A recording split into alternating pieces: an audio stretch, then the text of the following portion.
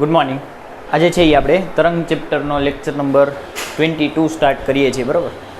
તો લાસ્ટ લેક્ચરમાં છે તે આપણે શું વાત કરેલી હતી કે સ્વાધ્યાયના દાખલા આપણે પૂરા કરતા હતા, બરાબર છે. તો દાખલા નંબર અત્યારે આપણે લગભગ પહોંચ્યા છીએ 9, બરાબર. લાસ્ટ ટાઈમ આપણે 10મો દાખલો ગણ્યો હતો. જો ચાલો સ્ટાર્ટ કરીએ. ક્વેશ્ચન નંબર 9, બરાબર. 9 છે એ 8 સાથે કનેક્ટેડ છે. જી, સ્વાધ્યાયનો 9મો દાખલો છે એ 8 સાથે કનેક્ટેડ છે, એટલે પહેલાં 8 નંબરનો ક્વેશ્ચન ગણવો પડશે. એટલે 8 નંબરનો ક્વેશ્ચન સ્ટાર્ટ કરીએ કે દોરીમાં તમને એક તરંગ આપેલું છે y બરાબર 3 sin 36t plus 0.18x plus π/4. તો આ કેવું તરંગ છે એવું પૂછે છે. એક તરંગનું સમીકરણ આપેલું છે કે y બરાબર 3 sin કૌંસમાં 36t પ્લસ 0.018x પ્લસ π/4, બરાબર છે. તો આ તમને આપેલું છે કે આ કોનું સમીકરણ છે? પેલું સ્થિત તરંગનું છે કે પ્રગામી તરંગનું છે? તો આપણે જાણીએ છીએ કે જે પ્રગામી તરંગનું સમીકરણ છે એ આવું દેખાય. સ્થિત તરંગનું સમીકરણ એમાં ટી-વાળા અને એક્સવાળા પદ અલગ અલગ હોય. એટલે આ કોનું સમીકરણ આવશે? આનો આન્સર કે એ, બરાબર. આ પ્રગામી તરંગનું સમીકરણ છે. આ પ્રગામી તરંગનું સમીકરણ છે. ચાલો એમાં પછી બીજું શું પૂછે છે કે તેના કંપ વિસ્તાર ને આવૃત્તિ કેટલા છે? બીજું બી. તો કંપ વિસ્તાર ને આવૃત્તિ, કંપ વિસ્તાર 3 છે અને એકમ એનો શું લેવાનું કીધું છે? તો બધી વસ્તુ છે એક્સ અને વાય સેન્ટીમીટરમાં કીધા છે. ક્વેશ્ચન વાંચો, એ ખાસ જોવાનું કે અંતર કયા એકમમાં કીધા છે, બરાબર. એ ખાસ જોવાનું. તો આમાં એક્સ અને વાય છે એ સેન્ટીમીટરમાં કીધા છે, એટલે અહીંયા પાછળ છે ને આનો એકમ તમે સેન્ટીમીટર લખી શકો. આ તરંગના સમીકરણનો એકમ સેન્ટીમીટર લખાય, એટલે આ 3નો એકમ પણ સેન્ટીમીટર થાય. એટલે આપણે લખીએ કે કંપ વિસ્તાર એ બરાબર 3 સેન્ટીમીટર થાય. બીજું શું પૂછેલું છે? આવૃત્તિ. તો આવૃત્તિ માટે શું કરશું કે અહીં કોણીય આવૃત્તિ ઓમેગા આપેલી છે. ટીની બાજુમાં હોય ને કોણીય આવૃત્તિ હોય, તો ટીની બાજુમાં છે 36. તો આને લખી નાખીએ 2πf ઇઝ ઇક્વલ ટુ 36. તો એફને કરતા બનાવો એટલે 36/2π એટલે 18/π થાય. એટલે એફ બરાબર 5.9 હર્ટ્ઝ જેવું કંઈક આવશે. અંદાજિત કહું છું, પાઈને 3 લઈ લ્યો તો ના 5 પોઈન્ટ નહીં, હા બરાબર છે 5.9 જેવું કંઈક આવશે. એક્ઝેક્ટ આન્સર તમે ગોતી લેજો. પછી હજી આની ઉપરનામાં આપણને કીધું હતું કે પ્રસરણની દિશા કઈ છે, બરાબર. પ્રસરણની દિશા આમાં એની અંદર આટલું નથી, હજી આમાં છે, બરાબર. મારાથી વાંચતા ભૂલાઈ ગયું કે આની અંદર પ્રસરણની દિશા પૂછેલી છે. તો તમે યાદ કરો કે વચ્ચે પ્લસ હોય ને તો પ્રસરણની દિશા માઇનસ હોય. આપણે ટૂંકમાં યાદ રાખેલું છે, બાકી ઓલું લાંબી લપ કરવી કે બેયની નિશાની સરખી છે તો ઋણ દિશા હોય એમ પણ ચાલે, કોઈ વાંધો નથી. તો ટૂંકમાં એવું યાદ રાખી શકો કે વચ્ચે પ્લસ તો પ્રસરણની દિશા ઋણ હોય. હવે દિશા કઈ થશે? તો અહીંયા એક્સ છે એટલે આ પ્રસરણની દિશા થશે. એટલે આમાં એડ કરી દઈએ કે પ્રસરણ ધન એક્સ દિશામાં થાય છે. પ્રસરણ ધન એક્સ દિશામાં થાય છે. પછી ત્રીજું સી પૂછેલું છે, પ્રારંભિક કળા ફાઈ બરાબર દેખાય છે આ રે π/4 છે, બરાબર. પછી એની પછી ડી, બે ક્રમિક શૃંગ વચ્ચેનું અંતર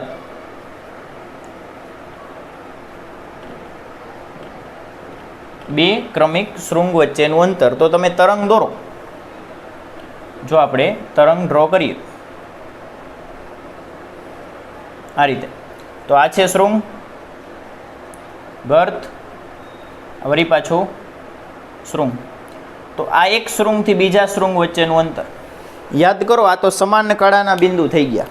તો બે શૃંગ વચ્ચેનું અંતર શું થશે? તો આ અંતર થશે લેમડા. અંતર શું થશે? લેમડા થશે. હવે લેમડા એ કે ઉપરથી મળે અને આ છે આપણો કે, આ છે ઓમેગા, આ છે ફાઈ અને આ છે એ. આ બધું તો ખબર હોય બરાબર. તો આ કે ની કિંમત લખીએ. કે બરાબર 0.018. કેનું સૂત્ર શું થાય? 2π/લેમડા એટલે 0.018. તો અહીંથી લેમડા ફાઇન્ડ કરો એટલે શું થશે? 2π/0.018. આ સેન્ટીમીટરમાં આવશે કારણ કે આપણું તરંગ શેમાં છે? સેન્ટીમીટરમાં છે. તો અહીંથી ફાઇન્ડ કરી લેજો.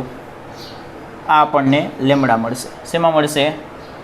સેન્ટીમીટરમાં. બરાબર છે. ચાલો હવે આમાં તરંગની ઝડપ અને એ બધું પણ પૂછેલું છે. તો ઝડપ આપણે ફાઇન્ડ કરી શકીએ. ડી પછી ઈ ઝડપ. બરાબર, એમાં જ પૂછેલી છે પણ હું અલગ બતાવું છું. તરંગની ઝડપ. કોની ઝડપ? તરંગની ઝડપ. એને આપણે લખીએ છીએ વી બરાબર ω/k. ઓમેગા છે આપણી પાસે આવી રહ્યો અને કે આવી રહ્યો. તો આની ઉપરથી તરંગની ઝડપ પણ મળી જશે. તો ઓમેગા છે આપણી પાસે 36 આ છે 0.018. તો અહીંથી કે આવશે ને એ સેન્ટીમીટર પ્રતિ સેકન્ડમાં આવશે. શેમાં આવશે? સેન્ટીમીટર પ્રતિ સેકન્ડ. આ તરંગની ઝડપ આવશે. પછી હજી એક આમાં એડ કરીએ તો કણની ઝડપ પૂછ્યું નથી. હા બસ આટલું જ આપેલું છે, કણની ઝડપ નથી પૂછેલી. તો આ આપણો આન્સર થશે. લખી દો. અહીં ગણતરી કરવી હોય તો સાવ ઇઝી છે, આમાં કાંઈ નથી. બરાબર, પોઈન્ટ કાઢો. 36/18 અને અહીંયા 10⁻³ લખાય. બરાબર, 3 પોઈન્ટ નીકળે ને. 18 દુ 36 એટલે આ 2000 સેન્ટીમીટર પ્રતિ સેકન્ડ આવશે.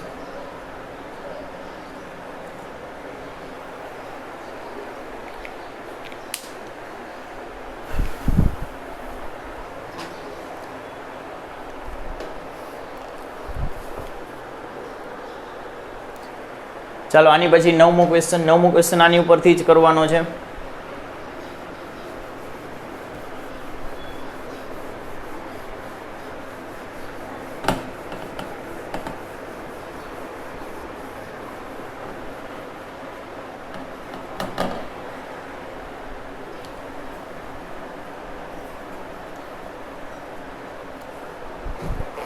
Question number 9.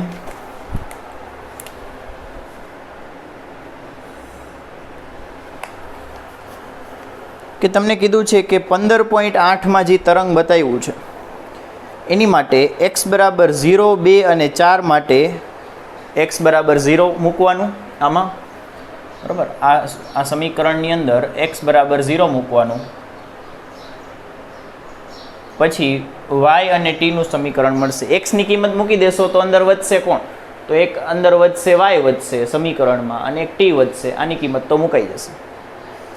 તો આ રીતે x બરાબર 0 માટે સમીકરણ મેળવવાનું છે, x બરાબર 2 માટે મેળવવાનું છે અને x બરાબર 4 માટે મેળવવાનું છે. અને એમના આલેખ દોરવાના છે. શું કરવાનું છે? એમના આલેખ દોરવાના છે. તો આપણે પહેલાં સમીકરણ મેળવી લઈએ કે x બરાબર 0 માટે આપણે y ને કહી દઈએ y1. y ને શું કહી દઈએ? y1 કહી દઈએ. અને y1 ની કિંમત લખવી હોય તો શું લખાય અહીંયા? 3 sin 36t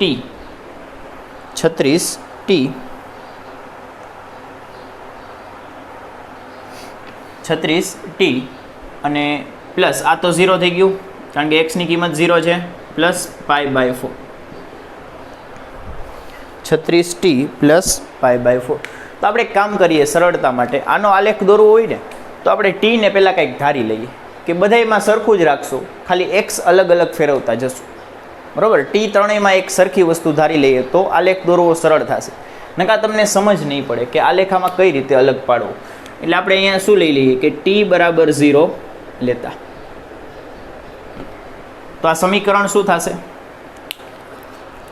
આ સમીકરણ થઈ જશે y1 બરાબર 3 sin π/4. બરાબર છે. આ જ રીતે x બરાબર બીજી કઈ કિંમત કીધી છે? x બરાબર બીજી કિંમત કીધી છે આપણે 2 સેન્ટીમીટર.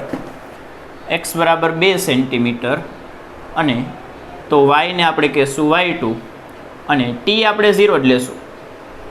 બરાબર. t નડતો હતો એટલે t ને 0 લઈ લીધો. ત્રણેયમાં સરખું રાખશું એટલે t ની અસર ત્રણેય આલેખ ઉપર પડશે નહીં. આપણને ખાલી x બદલવાથી જે ફરક પડે છે એ જોવાનું છે. t નો અહીંયા કોઈ અર્થ નીકળતો નથી. ચાલો તો અહીંયા t બરાબર 0 લ્યો તો શું આવશે? y2 બરાબર આમાં મૂકી દો 3 sin 36 ગુણ્યા 0 એટલે આ તો 0 થઈ ગયું પ્લસ x ની કિંમત કેટલી મૂકી? 2 એટલે 0.018 ઇન્ટુ 2 પ્લસ π/4 પ્લસ π/4 એટલે શું થશે? 3 sin 0.036 પ્લસ π/4 આ મળ્યો y2. બરાબર છે. આ જ રીતે છેલ્લું x બરાબર 4 સેન્ટીમીટર કીધું છે. બરાબર છે. x બરાબર 4 સેન્ટીમીટર ત્યારે y ને આપણે કહીએ y3 અને t આપણે 0 લઈએ છીએ.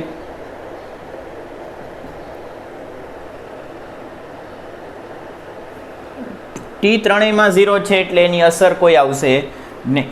ચાલો આની માટે લખીએ તો શું થશે? y3 બરાબર 3 sin આ સીધું 0 લખી નાખું અને અહીંયા લખો 0 પ્લસ 0.018 ગુણ્યા 4 પ્લસ π/4. તો સમીકરણ શું આવશે? y3 બરાબર 3 sin 0.0 18 ચોકું 72 18 36 36 72 બરાબર 18 ચોકું 72 પ્લસ π/4. આ ત્રણ સમીકરણ મળ્યા. આ ત્રણેયના આપણે આલેખ દોરવાના છે. આ ત્રણેયના આપણે આલેખ દોરવાના છે. તો ત્રણેયને છે ને એક સાથે લખી લઈએ. ત્રણેય સમીકરણને આપણે એક સાથે લખી લઈએ. પહેલાં તમે આટલું લખી લો. ચાલો હવે ત્રણેય સમીકરણને એક સાથે લખી લઈએ એટલે તેમના આલેખ આવી જાય.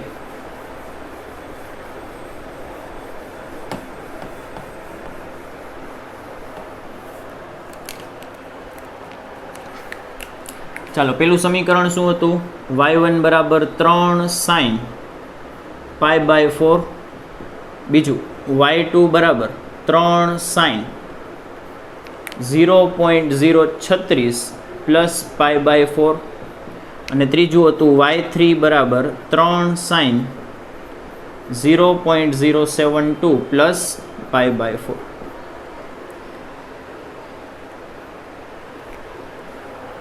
પ્લસ π/4. આ ત્રણેયના મારે આલેખ દોરવા. ત્રણેય સાઇનના આલેખ જ છે. ત્રણેય આલેખ સાઇનના જ છે. બરાબર. અને આપણે આલેખ કોના વિરુદ્ધ કોનો દોરવાનો છે? તો y વિરુદ્ધ t નો આલેખ દોરવાનો છે. તમે ધ્યાનથી જુઓ ને તો કોની વિરુદ્ધ કોનો આલેખ દોરવાનો છે? y વિરુદ્ધ t નો આલેખ દોરવાનો છે. તો આની ઉપરથી આપણે એક વસ્તુ લખી શકીએ કે તમે જુઓ ત્રણેયમાં બદલાય છે શું? તો અંદરના ખૂણાની કિંમત. બીજું કાંઈ બદલાતું નથી. ત્રણેયનો કંપ વિસ્તાર સરખો છે. બરાબર. ત્રણેય સૂત્રોનો કંપ વિસ્તાર સરખો છે. કંપ વિસ્તાર એટલે મહત્તમ કિંમત સરખી છે. ત્રણેયની 3 છે. ખાલી અંદરનો ખૂણો વધતો જાય છે. અંદરનો ખૂણો વધતો જાય છે.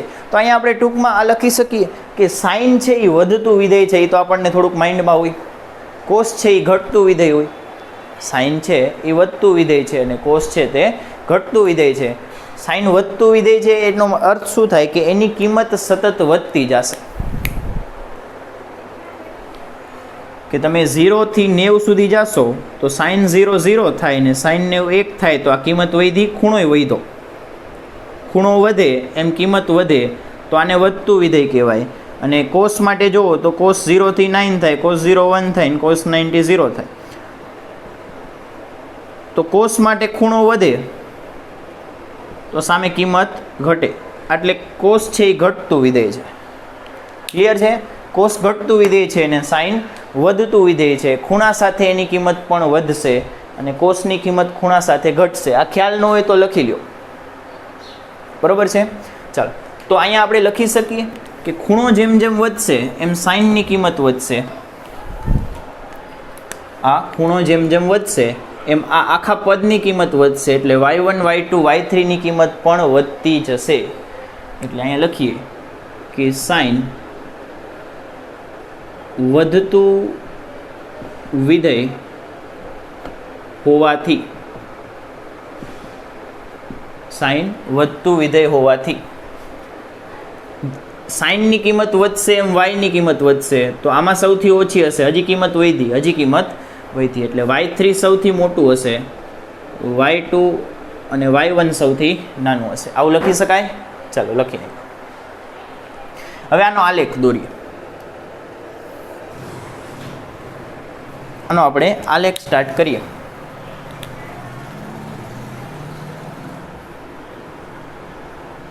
ચાલો, આ બાજુ લઈએ y, આ બાજુ લઈએ t.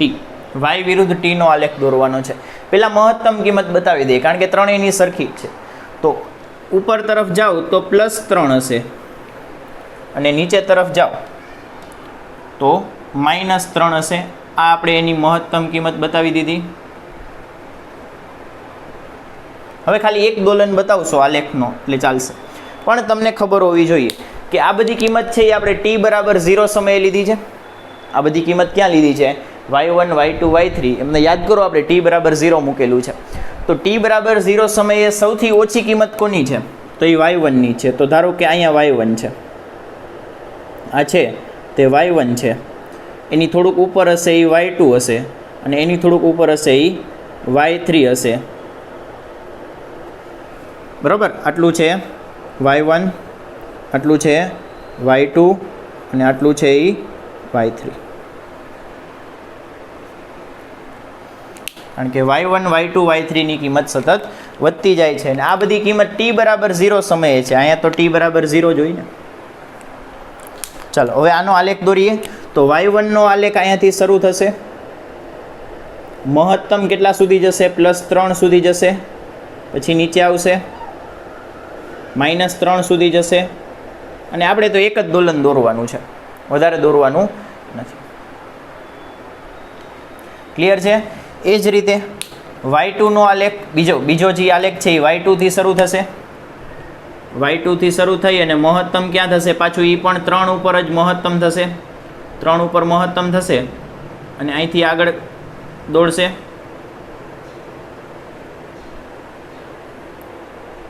અને આવો આલેખ આપણને મળશે. ખાલી જોવાનું શું કે અહીંથી શરૂ થાય છે અને મહત્તમ 3 +3 ઉપર થવું જોઈએ, ન્યૂનતમ -3 ઉપર થવું, બસ બીજું કાંઈ નથી. હવે ત્રીજો આલેખ y3 નો આલેખ એ એનાથી પણ ઉપરથી શરૂ થશે. અહીંથી શરૂ થશે y3 થી. આ 1 છે, આ 2 છે અને આ 3 છે. બરાબર? આ તો ઓલો કંપ વિસ્તારનો લખેલો, એટલે અહીંથી આલેખ શરૂ થશે.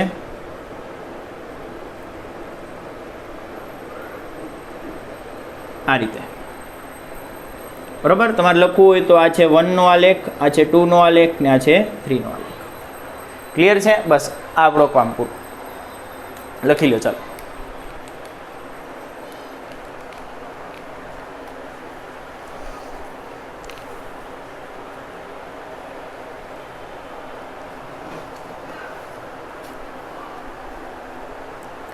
અને લાસ્ટ પૂછેલું છે કે શું અલગ પડે છે આ ત્રણેયની અંદર? શું અલગ છે?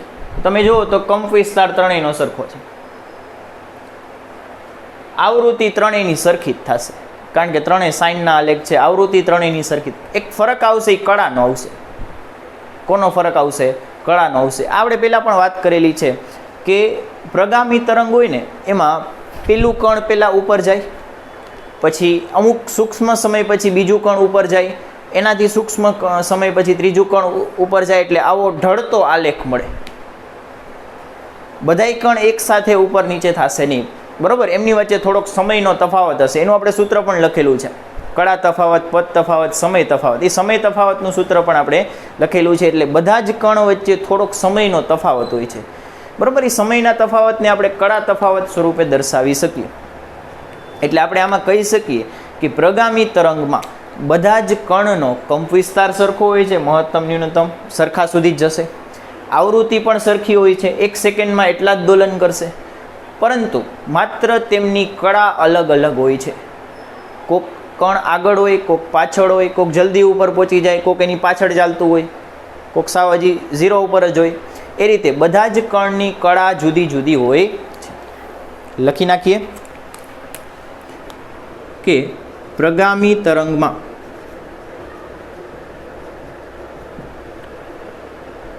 તરંગ પરના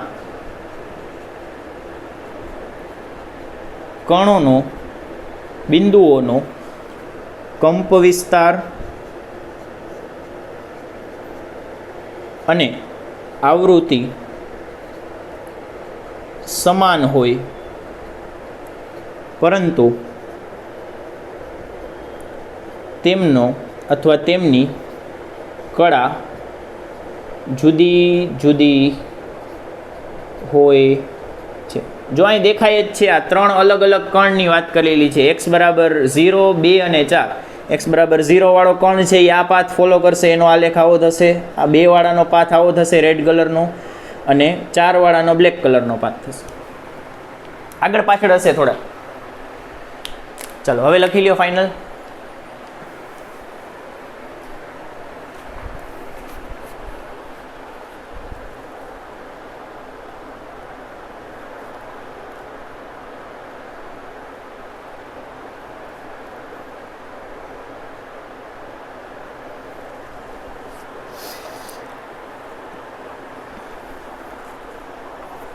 ચાલો એની પછી ક્વેશ્ચન નંબર 7.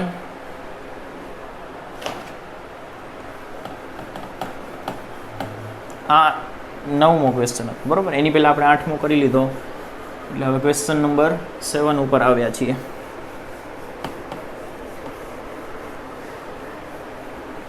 અને આજે છે એ આપણે એક એક્સ્ટ્રા ટોપિક પણ કરવાનો છે, બરોબર. એ છે તરંગની ઉર્જા, જે આપણા ટેક્સ્ટ બુકના નથી, એટલે એક્સ્ટ્રા બહારથી કરવો પડે છે. પણ જોશું છેલ્લે કેટલો ટાઈમ છે એની ઉપર ડિપેન્ડ થશે. 7મો ક્વેશ્ચન.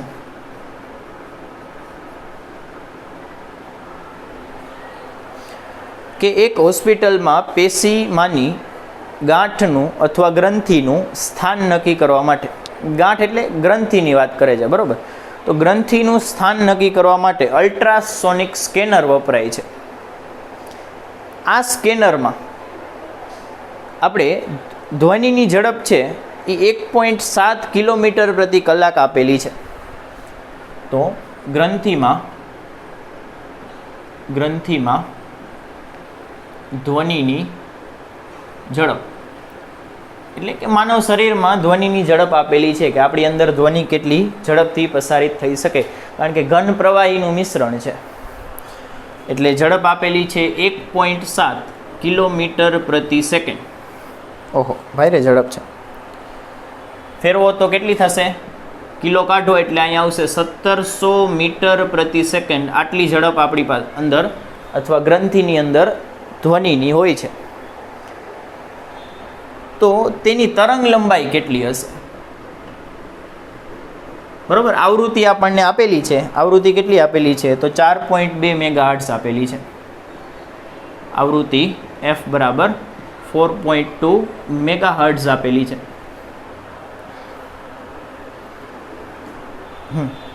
મેગા કાઢો. મેગા એટલે 10⁶. કેપિટલ M છે. કેપિટલ M એટલે 10⁶.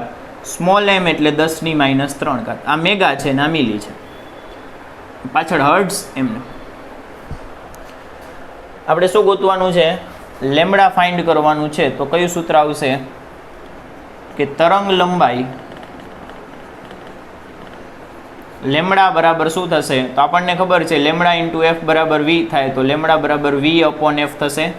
વી અપોન એફ. વી કેટલું છે? આ રહ્યું 4.2 10⁶ ડિવાઈડ બાય એફ. એફ આવી રહ્યું, નો સોરી, વીની કિંમત છે આવી રહી 1700 ભાગ્યા 4.2 10⁶. સાદરૂપ આપો એટલે આપણને લેમ્બડા મળી જશે. લેમડાનો એકમ આવશે, આ મીટરમાં છે એટલે અહીંયા પણ મીટર આવશે. ચલો કેટલો આન્સર આવશે?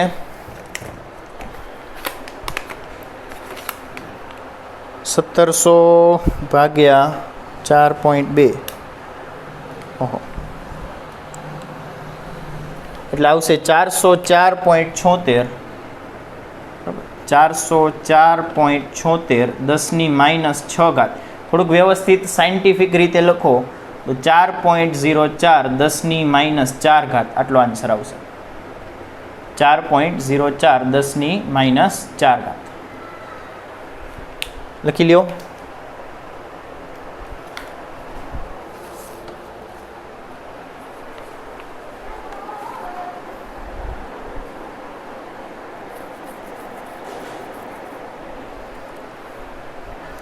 આની પછી છઠ્ઠો ક્વેશ્ચન પોઝ કરીને રીડ કરો ને સોલ્વ પણ કરો, બરોબર, ભેગે ભેગો.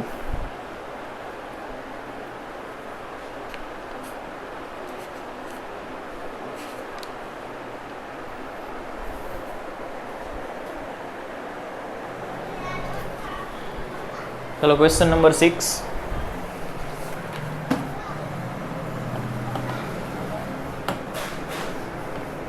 એમાં એકવાર પરાવર્તિત તરંગની આપણને તરંગ લંબાઈ પૂછેલી છે અને એકવાર છે તે પારગમન પામેલા તરંગની તરંગ લંબાઈ પૂછેલી છે, બરાબર છે. ચાલો લખીએ, જોઈએ. ક્વેશ્ચન નંબર 6 ચાલે છે અત્યારે. તો એક ચામાચીડિયું છે તે હવામાં 1000 કિલોહર્ટ્ઝની ધ્વનિ ઉત્પન્ન કરે છે. આમાં એક ચામાચીડિયું છે, બરાબર, આ ચેપ્ટરનું ફેવરેટ પ્રાણી છે. તો એક ધ્વનિની આવૃત્તિ આપેલી છે, ધ્વનિની આવૃત્તિ f બરાબર 1000 શું આપેલું છે? કિલોહર્ટ્ઝ આપેલી છે. જો કેટલી ઊંચી આવૃત્તિ ચામાચીડિયું ઉત્પન્ન કરે છે. તો આ ધ્વનિ છે એનો એ પાણી ઉપર આપાત કરે છે. અહીં આપણે એવું કહીએ કે આ ધ્વનિનો એક પાણીની સપાટીને મળતું હોય, આ ધ્વનિ તરંગ છે એ પાણીની સપાટી ઉપર આપણે આપાત કરવાનું છે. તો એનો થોડોક ભાગ છે એ પરાવર્તિત થશે. આપણને ખબર જ છે પાણીની સપાટી છે, પાણીની સપાટી છે એને તમે દ્રઢ સપાટી લઈ શકો. હવામાંથી પાણીમાં જાય તો એ દ્રઢ સપાટી થાય, હવામાંથી પાણીમાં જશે તો એ દ્રઢ સપાટી જશે. દ્રઢ સપાટી પાસેથી શું થતું હોય, આમાં આપણને સમીકરણ નથી પૂછેલા, છતાં પણ પૂછેલા હોય તો આપણે કરી શકવા જોઈએ, કારણ કે દ્રઢ સપાટી પાસેથી થતું પરાવર્તન. દ્રઢ સપાટી પાસે શું થશે? તરંગ એક તો ઊંધું થઈ જશે અને બીજી બાજુ આ પ્રકારનું મળતું હતું ને, થોડુંક યાદ કરાવી દઉં કે આ આપણું આપાત તરંગ અને અહીંયાથી આપણી આ દ્રઢ સપાટી છે, બરાબર, અથવા તો અહીંયા જાડી દોરી આવતી હતી, તમે યાદ કરો, અહીંથી એક જાડી દોરી હતી. તો પરાવર્તિત થોડોક ભાગ થશે, થોડોક ભાગ અહીંથી શું થઈ જશે? પરાવર્તિત થશે, એટલે આ ટાઈપનો ઊંધો ભાગ મળશે અને થોડોક આમાં વયો જશે જાડી દોરીમાં.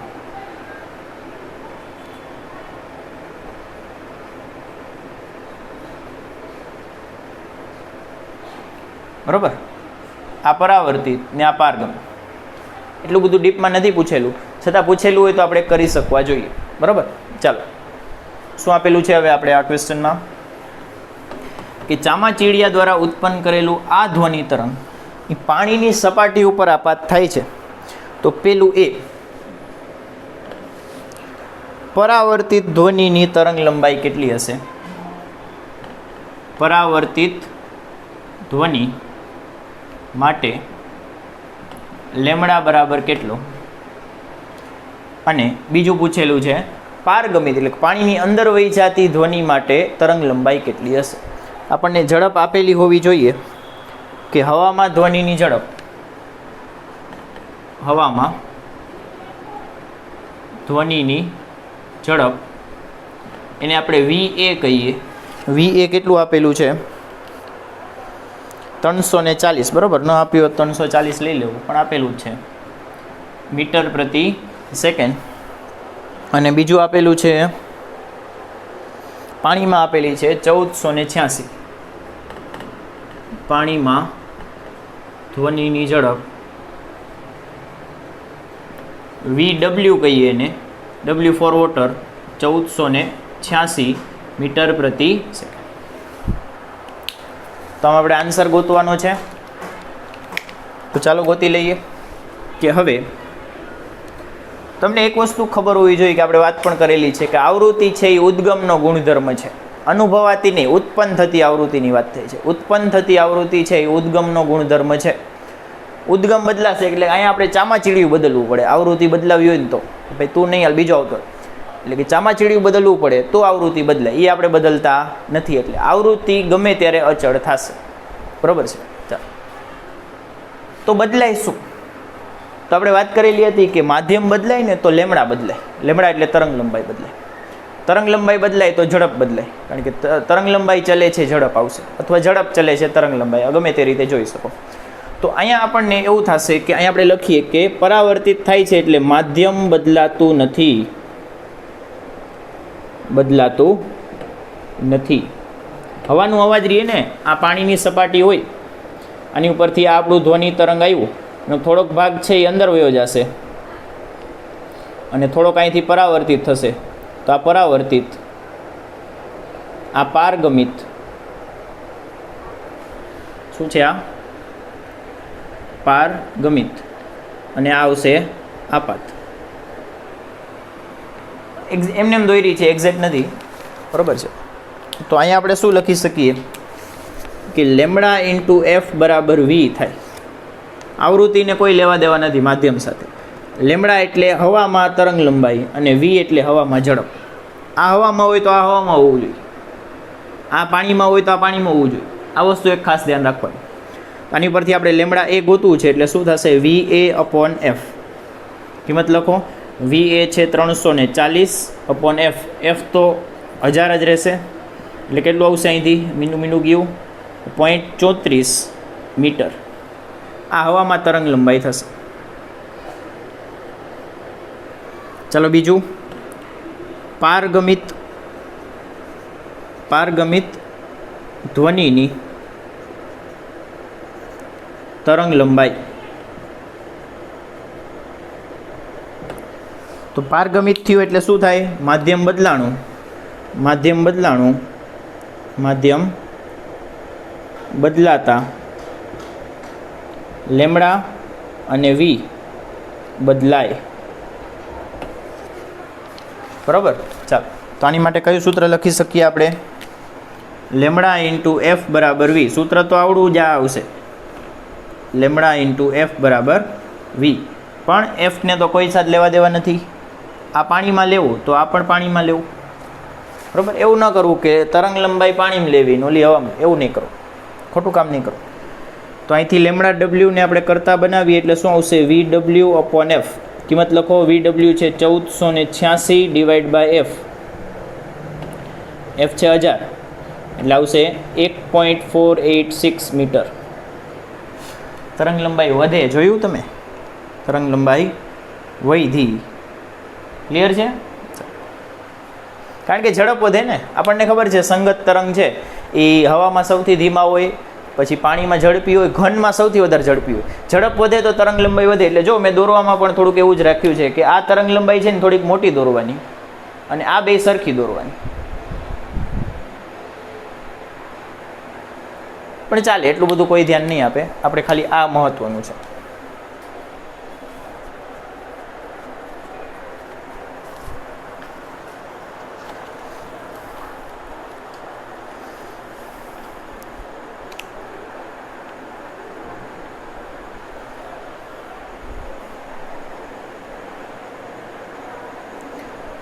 ચાલો આની પછી ક્વેશ્ચન નંબર 5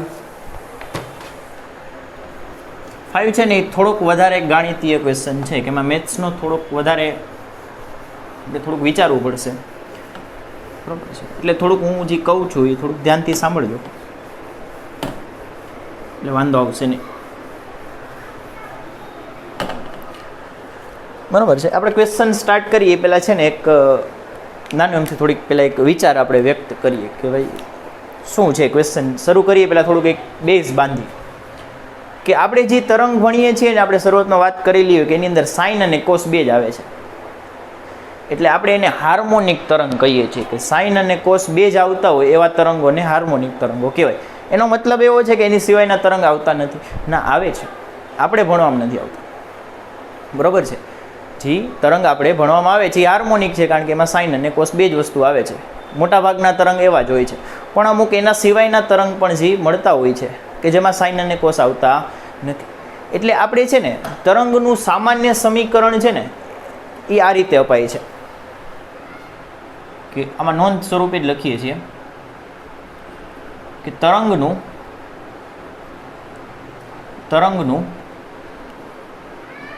સામાન્ય સમીકરણ y બરાબર f ax plus or minus bt જેવું થાય. બરાબર, આવું હોય એમ. હવે અહીંયા f બરાબર તમે છે એ સાઇન અથવા કોસ લઈ લ્યો તો એને હાર્મોનિક કહી શકો, અને એક્સનો સહગુણક આપણે કે લખીએ છીએ અને ટીનો સહગુણક આપણે ઓમેગા લખીએ છીએ. એટલે આપણું જે સમીકરણ છે એ આવું દેખાય છે. y બરાબર કંઈક અહીંયા આગળ કંઈક અચળાંક હોય છે અને sine kx minus omega T અથવા ઓમેગા ટી માઇનસ kx. એટલે તમે જુઓ કે આનું જે એક પ્રકાર છે, આ મૂળભૂત જે સામાન્ય સમીકરણ છે એનો જ એક પ્રકાર છે. એને આપણે શું કહીએ છીએ? હાર્મોનિક તરંગ. શું કહીએ છીએ? હાર્મોનિક તરંગ કહીએ છીએ. બરાબર છે? અમુક વખતે આપણને એવું પૂછી લઈએ છીએ કે આપેલ સમીકરણ તરંગ બતાવે છે કે નહીં, ચેક કરો. હવે એ ચેક કરવાવાળા ક્વેશ્ચનમાં સાઇન અને કોસ સિવાયના બીજા વિધેય પણ હોય છે. હમણાં આપણે ક્વેશ્ચન કરશું તો ત્યારે શું કરવું, તો એની માટેની એક નોંધ લખાવું છું. બરાબર છે? કે જ્યારે આપણને એવું પૂછે છે કે આપેલ સમીકરણ તરંગ દર્શાવવામાં છે કે નહીં, તો કેમ ચેક કરવું, તેની બે શરત લખાવું છું. લખીએ કે કોઈ પણ y બરાબર f ax plus or minus bt પ્રકારનું સમીકરણ તરંગ હોય તેની શરત. બરાબર, આ મારી રીતે ટૂંકમાં બનાવેલી છે, બાકી છે બહુ ઊંડો ટોપિક છે, વિકલન ને ઘણું બધું ઊંડું મેથ્સ આવે છે. આપણે એટલા બધા લેવલ સુધી નથી જવું, આપણે ખાલી આ શરત લખવાની છે કે x અને t ની દરેક કિંમત માટે y મળવો જોઈએ. x અને t ની દરેક કિંમત માટે y મળવો જોઈએ. બરાબર? એટલે આને મેથ્સની લેંગ્વેજમાં કહેવાય, આને નિયત વિધેય હોવું જોઈએ. કેવું વિધેય હોવું જોઈએ? નિયત વિધેય હોવું જોઈએ. બરાબર છે? ચાલો, બીજી શરત શું છે કે y ની કિંમત સતત વધવી અને ઘટવી જોઈએ. સતત વધવી અને ઘટવી જોઈએ. ક્લિયર છે? ચાલો, આ બે શરત છે. હવે આપણે આગળનો ક્વેશ્ચન સ્ટાર્ટ કરીએ. લખી લો પેલા.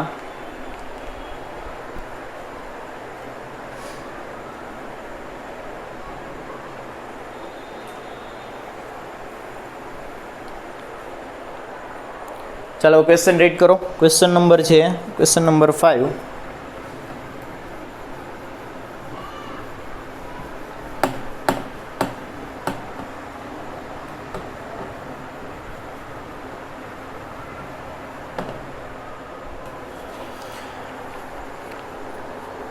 કે આમાં આપણને તરંગનું સ્વરૂપ આપેલું છે. ક્વેશ્ચન વાંચો, આખું ક્વેશ્ચન હું નથી વાંચતો.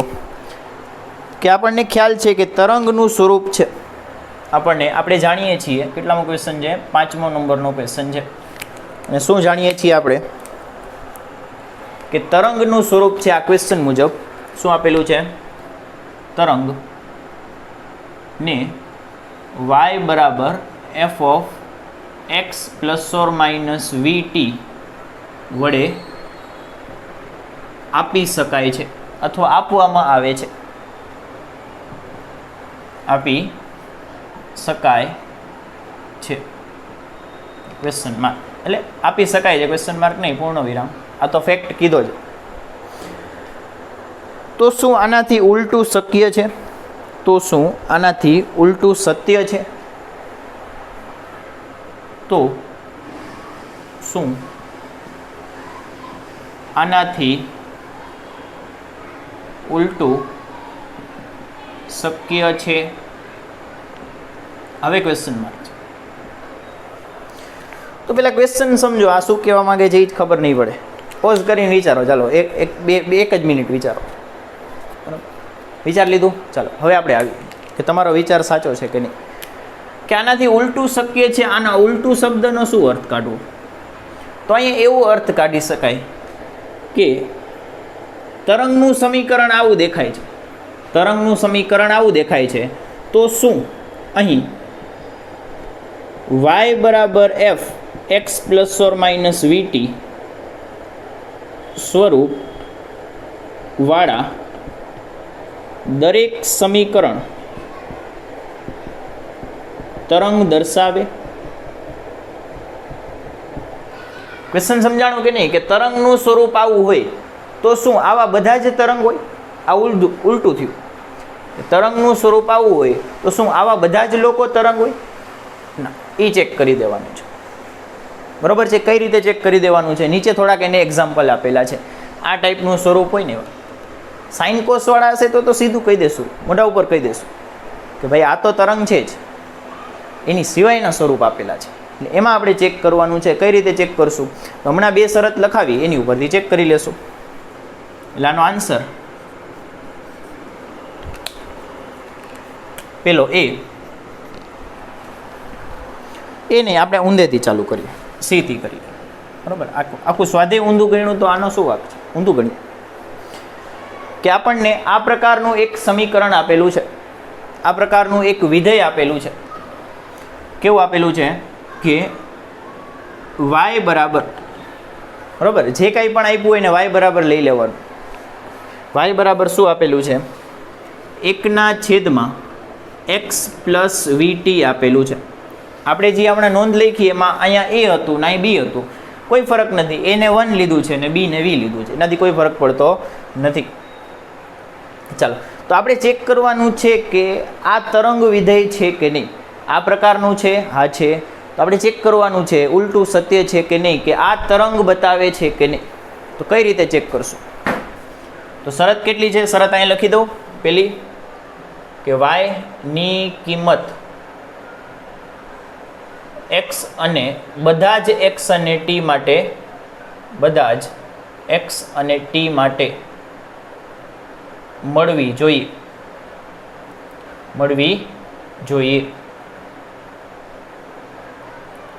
જો એક એવી x અને t ની કિંમત ગોતી દો કે જેની માટે y ની કિંમત શક્ય ન હોય તો આ તરંગ વિધેય નથી. ક્લિયર છે? તેવી મળી જ જાય ને. જો કે અહીં x બરાબર 0 અને t બરાબર 0 મૂકો તો 0 પ્લસ આ 0 થઈ જશે, એટલે y બરાબર શું આવશે? 1/0 આવશે. કોઈ પણના છેદમાં 0 એટલે અનંત થાય. તો આ તો કિંમત મળી ન કહેવાય, અનંત કોઈ કિંમત નથી. એટલે y ની કિંમત અસ્તિત્વ ધરાવતી નથી. એટલે શું લખશું? કે y ની x બરાબર 0 અને t બરાબર 0 માટે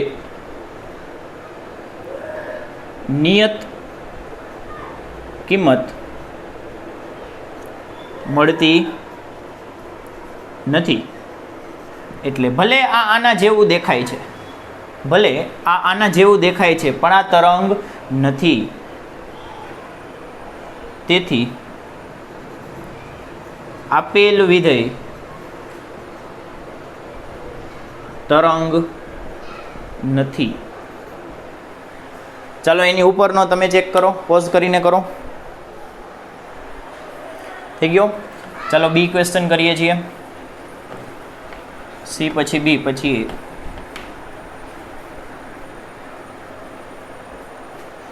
ક્વેશ્ચન નંબર બી.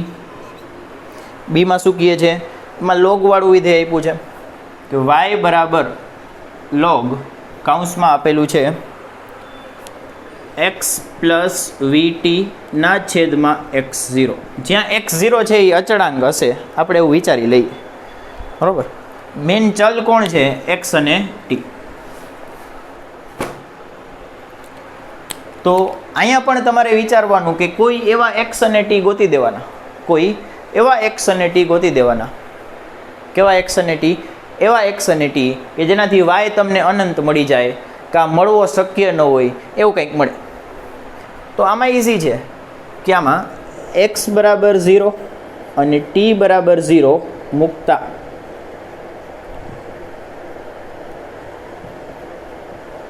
x બરાબર 0 અને t બરાબર 0 મૂકો એટલે y કેટલો મળશે? log 0 પ્લસ 0 ના છેદમાં x0. 0 ના છેદમાં કાંઈ પણ લખો એટલે કોઈ ફરક આવે નહીં, એટલે શું આવશે? y બરાબર log 0. log 1 0 થાય, log 1 0 થાય, પણ log 0 હોય ને એ અવ્યાખ્યાયિત હોય. આ ક્યારેક નવરાશમાં ચર્ચા કરીશું કે log 0 અવ્યાખ્યાયિત કેમ હોય, કાં મેથ્સ વાળાને તો ખબર હોય, બરાબર. બરાબર અવ્યાખ્યાયિત એટલે y ની કિંમત મળતી નથી, એટલે આ પણ તરંગ વિધેય નથી. તેથી આપેલ વિધેય તરંગ સ્વરૂપનો નથી. લખી લ્યો.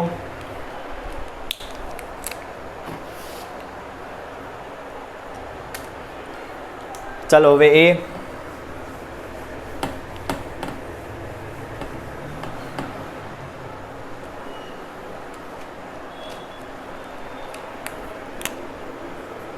એમાં તમને આપેલું છે y બરાબર, એમાં આપેલું છે y બરાબર x માઇનસ વીટી નો વર્ગ. y બરાબર x માઇનસ વીટી નો વર્ગ.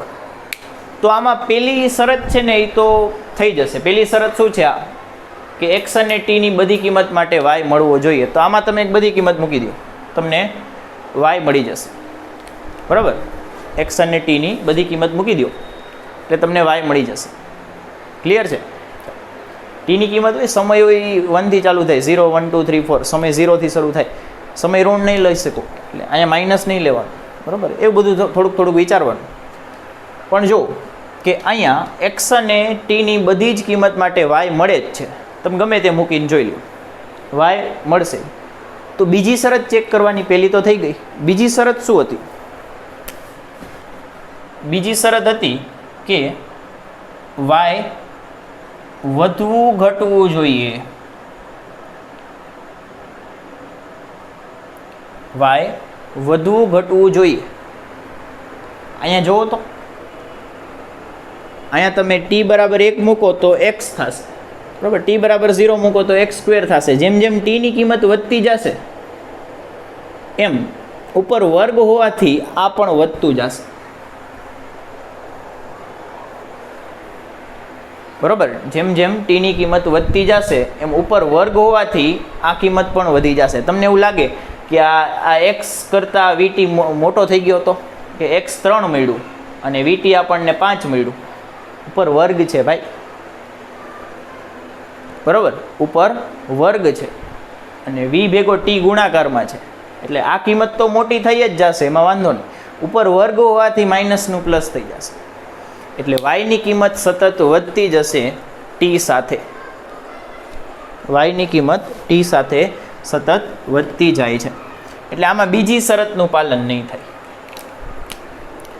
કે અહીં t ની સાથે y સતત વધશે. ઘટશે તો ક્યારેય નહીં. તરંગ માટે તો વધુ ઘટવું જોઈએ. અહીંયા થશે નહીં.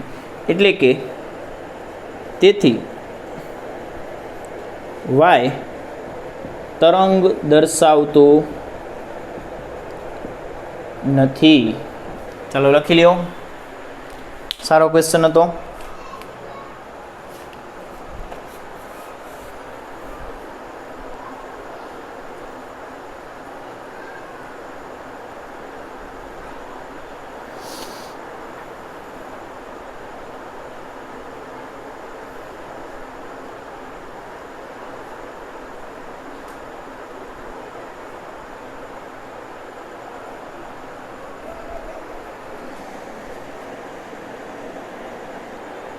ચાલો આની ઉપરનો ક્વેશ્ચન, બરાબર, એ આપણે થિયરીમાં કરેલો છે. જ્યારે થિયરીની સાબિતી કરતા હતા ત્યારે એ ક્વેશ્ચનને આપણે થિયરી સ્વરૂપે જ જોઈ લીધો છે. છતાંય અહીંયા આપણે થોડુંક એકવાર ફાસ્ટ રિવાઇઝ કરવું હોય તો કરી લઈએ.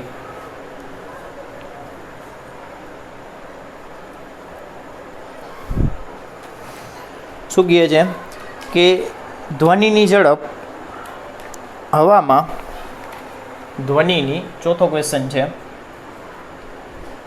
ધ્વનિની હવામાં ઝડપ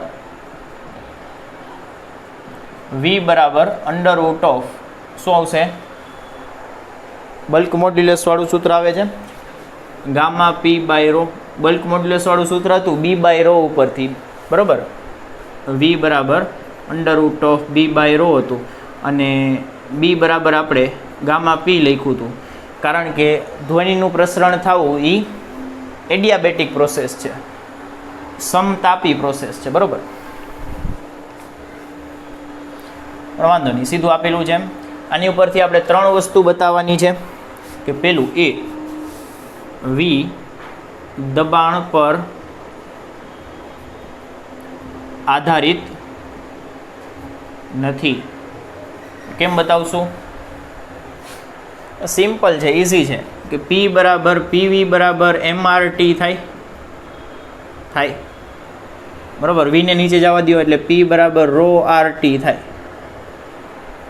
બરાબર. આને નીચે આવવા દો એટલે p by rho is equal to rt થાય, બરાબર. આ m એટલે છે એ આણવીય દળ છે, તમે એને સ્મોલ n લખો છો. સ્મોલ n બરાબર m અપોન m લખી શકો, બરાબર. એટલે અહીંયા હજી એક m આવશે, ફરીથી કરી દો.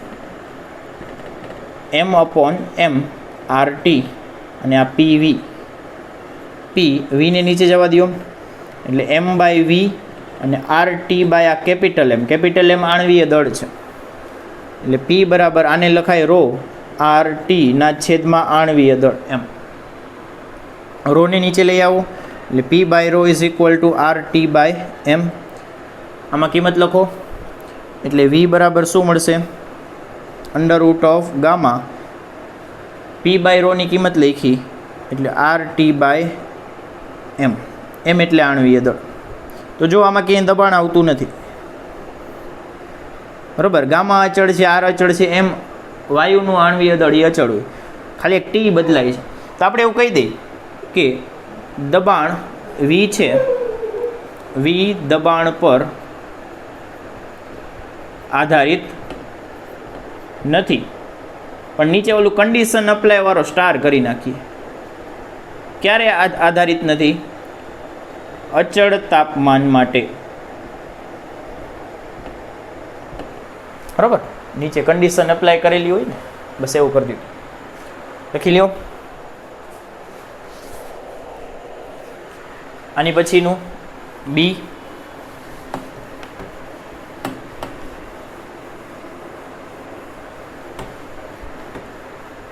બીમાં શું કીધું હતું કે તાપમાન સાથે વધે છે. તો આપણે હમણાં સાબિત કર્યું બી કે v બરાબર underroot of gamma R T by capital m. એટલે v ચલે છે અંડરરૂટ ઓફ t, એટલે કે ઝડપ તાપમાન સાથે વધશે. પછી સીમાં શું કીધું છે? આર્દ્રતા સાથે વધશે. આર્દ્રતા એટલે કે હ્યુમિડિટી, ભેજ સાથે વધશે. તો આ આપણે સાબિત તો હમણાં કરેલું જ હતું, જે તે સમયે આપણે કરતા હતા.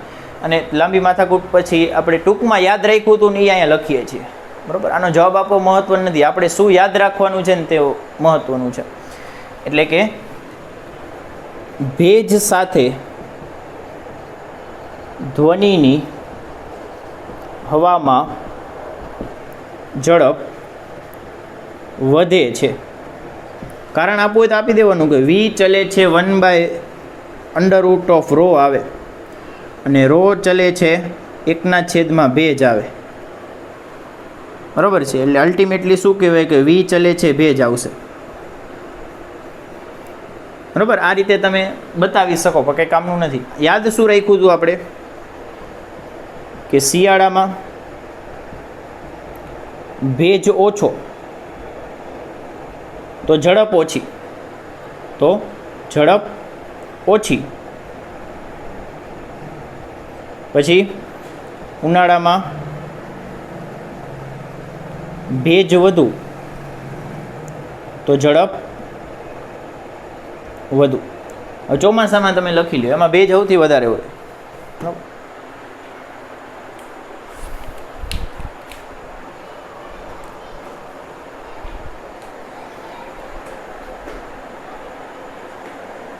ચાલો એની પછી ત્રીજો ક્વેશ્ચન.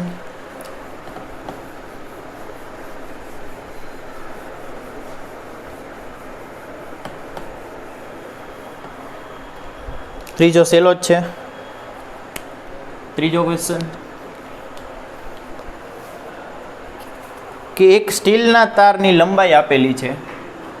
લંબાઈ કોની વાત થાય છે? સ્ટીલનો તાર ની લંબાઈ આપેલી છે L બરાબર 12 મીટર. પછી દળ આપેલું છે M બરાબર આપણી પાસે છે 2.1 કિલો, 2.10 કિલો, બધું સરખું. પછી ધ્વનિની ઝડપ આપેલી છે. ધ્વનિની ઝડપ V બરાબર 343 મીટર પ્રતિ સેકન્ડ. તો આપણે શું ગોતવાનું છે? તણાવ T બરાબર કેટલું? ઇઝી છે, MCQ જેવું છે, ગણી નાખો. આની ઉપરથી મ્યુ મળશે. Mu is equal two M/L. M છે 2.1 ડિવાઈડ બાય 12, બરાબર. એટલે મ્યુની કાંઈક કિંમત મળશે, એકમ આવે kg પ્રતિ મીટર. પછી આપણે જાણીએ છીએ કે શું જાણીએ છીએ કે આનો આન્સર નથી જાણતા, આન્સર ગણવાનો છે. તો V બરાબર √T/μ અપાય, એટલે V² બરાબર T/μ થાય. એટલે T બરાબર V² ગુણ્યા મ્યુ આવે. V છે 343નો વર્ગ ગુણ્યા મ્યુ કરી નાખો 2.1/12. અહીંથી ટીનો આન્સર ગોતો, એ ન્યૂટનમાં આવશે, એ આપણો જવાબ. બહુ મોટો આંકડો આવે તો કિલોમાં ફેરવી શકો, બાકી ચાલે, એમને રાખો તો કોઈ વાંધો આવશે નહીં. લખી લ્યો.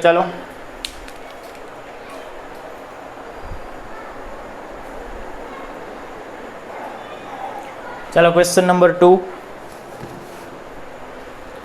બીજો ક્વેશ્ચન છે, સાવ સહેલો છે, આપણે હજી સુધી નથી કરેલો, પણ તમે પોઝ કરીને ટ્રાય કરી શકો. સારો MCQ છે.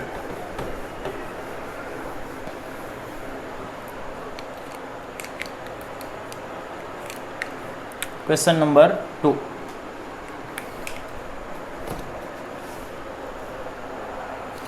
શું પૂછે છે કે 300 મીટર ઊંચા ટાવર પરથી એક પથ્થર છે એ આપણે ઘા કરીએ છીએ, આમ મૂકી દઈએ છીએ, બરાબર. નીચે પડવા દીધેલો એક પથ્થર, એટલે મૂકી દીધેલો પથ્થર.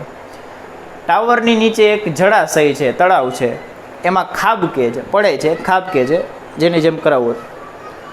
તો આ પથ્થરનો અવાજ ઉપર ક્યારે આવશે? કે આપણે શું કરવાનું છે કે આ ટાવર છે એની ઉપરથી પથ્થર ઘા કર્યો, પથ્થર પડ્યો, એટલે એનો અવાજ ઉપર આવશે. અવાજ આપણને કેટલા સમય પછી સંભળાશે? ઘા કર્યા પછી, બરાબર. જળાશયમાં પડ્યો છે એટલે આપણે ગણી શકીએ, કોકના માથા ઉપર પડ્યો તો તરત સંભળાત કે કેટલી સેકન્ડમાં અવાજ આવે છે, બરાબર. પણ આ આપણે ગણી શકીએ, ઓલું ન ગણી શકીએ. શું કહે છે કે ધારો કે અહીંયા એક ટાવર છે, આ ટાવર, અને નીચે આ જળાશય છે, અહીંથી પથ્થર પડશે, પથ્થર જેવો આમાં ડૂબુક કરશે એવો અવાજ આવશે. એ અવાજ ક્યાં આવશે? ઉપર તરફ આવશે. બસ તો આપણે બંનેની ઝડપ ગોતી દેવાની છે, બરાબર.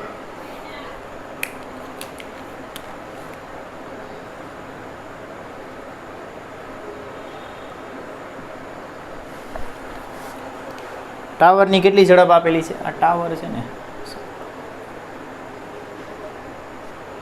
બરાબર. ટાવરની ઊંચાઈ આપેલી છે h બરાબર 300 મીટર.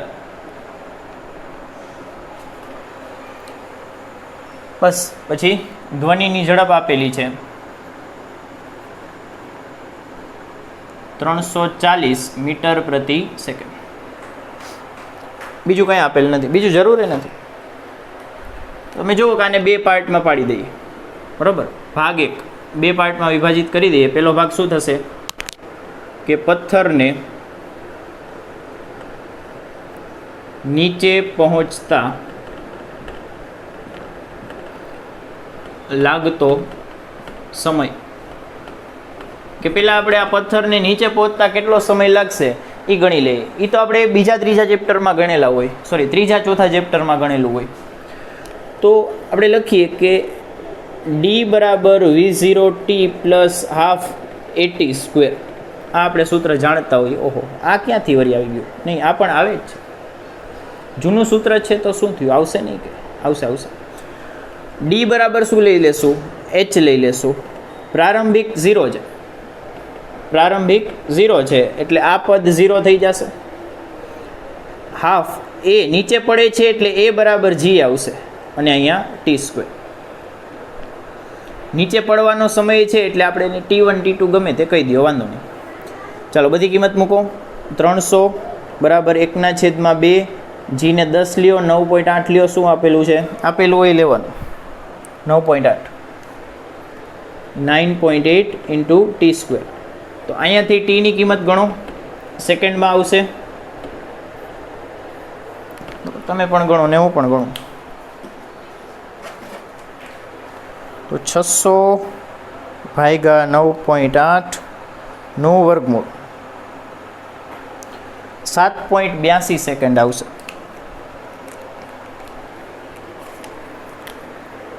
7.82 સેકન્ડ આવશે. આ શું થયું? નીચે પડતા લાગતો સમય એટલે આપણે એને 1 કહી દઈએ, T1. જેવો પથ્થર નીચે પડશે એવો ડુબુક અવાજ આવશે, બરાબર. તો અવાજ ઉપર આવતા લાગતો સમય એને આપણે T2 કહી દઈએ, ગોતો. હવે એક વસ્તુ યાદ રાખજો કે અવાજ છે ને, ધ્વનિ છે ને, એની ઝડપ અચળ હોય એટલે એ પ્રવેગી ગતિ નહીં, અચળ વેગી ગતિ કરે. ધ્વનિ માટે પ્રવેગ 0 હોય, અચળ વેગી ગતિ કરે. અને અચળ વેગી ગતિ માટે તો વેગ બરાબર અંતરના છેદમાં સમય લખાય. એટલે કે અહીં ઝડપ અથવા વેગ લખો, કોઈ ફરક નથી પડતો, બરાબર અંતરના છેદમાં સમય. અહીંયા બધું એક જ દિશામાં થાય છે એટલે બધું સરખું થશે. ઝડપ આપેલી છે 340. ટાવર તો એટલો ને એટલો રહેશે, 300 ભાગ્યા સમય T2. તો અહીંથી T2 મળશે. T2 બરાબર શું આવશે? 300 ભાગ્યા 340. એટલે અહીંથી T2ની કિંમત આપણને મળશે, ભાગાકાર કરી જુઓ, 300 ડિવાઈડ બાય 340.88 સેકન્ડ થશે. 0.88 સેકન્ડ આન્સર આવશે. બેનો સરવાળો કરી દો, આ કુલ સમય થઈ જશે. એટલે કે કુલ સમય કેટલો થશે?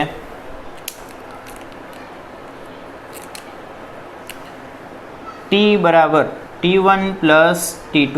સરવાળો કરો, એક છે 7.82 અને વત્તા બીજું છે 0.88. અહીંથી જે આન્સર આવે 8 પોઈન્ટ કરીને આન્સર આવશે. 8.7 જેવો આન્સર આવવો જોઈએ. બરાબર છે. બેનો સરવાળો કરો એટલે 8.7 સેકન્ડ આવવો જોઈએ આન્સર. આ આપણો આન્સર. પથ્થર ઘા કર્યા પછી એક્ઝેક્ટ 8.7 સેકન્ડ પછી એનો અવાજ આપણને સંભળાશે. બરાબર, જો પાણીમાં પડ્યો હશે તો મકા વહેલો સંભળાઈ જશે.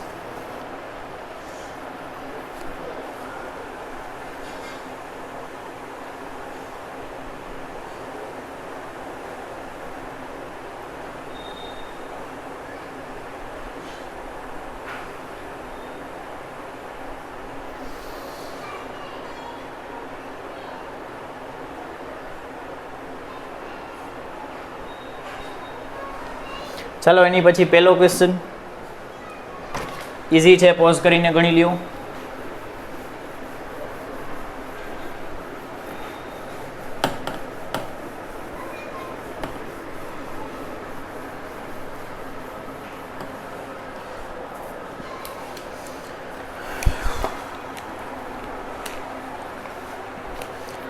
કે એક 2.5 કિલોની દોરી છે.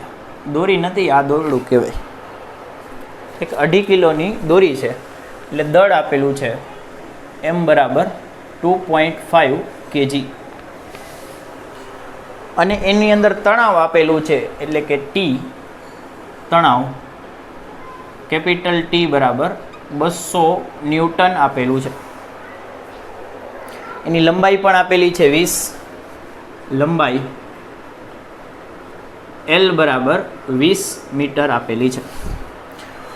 તો આપણે દોરીના એક છેડે એક આમ આંચકો આપીએ તો એ સામા છેડે પહોંચતા લાગતો સમય,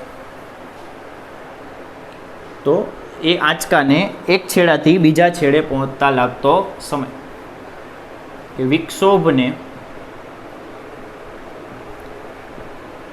દોરીના બીજા છેડા પર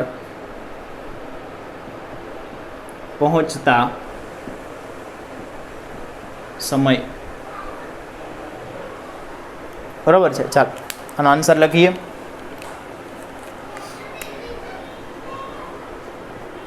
પેલા ઝડપ ગોતી લઈએ.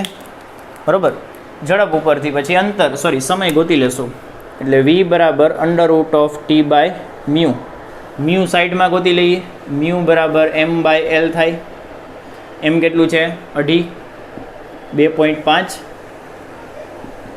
ભાગ્યા L છે 20.